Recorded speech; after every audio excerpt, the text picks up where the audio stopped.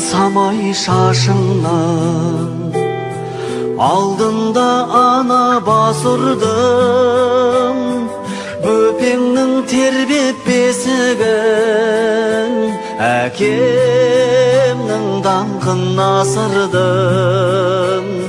Елеусіз емес еш бүлгім, кем қылмай елден өсірдім.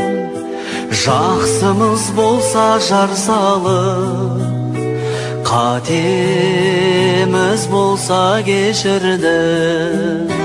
Қашанда балам, қарыздар саған, жер бетіндегі ең сұлу адам, ол менің анам.